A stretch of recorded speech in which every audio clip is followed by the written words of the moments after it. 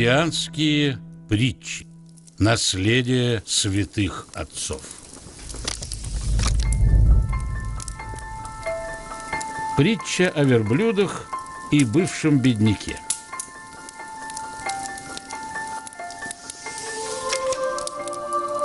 Пришел бывший бедняк к мудрецу. «Сегодня я богач и ни от кого не завишу. Это вчера мной помыкал всяк, кому не лень, а сегодня я независим». А мудрец ответил ему: скажи-ка мне, любезный, на ночь ты сегодня свой караван остановил по своему желанию и душевному стремлению,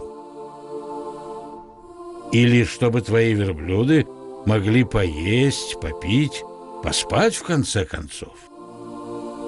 Ну, конечно, чтобы животные могли привести себя в порядок.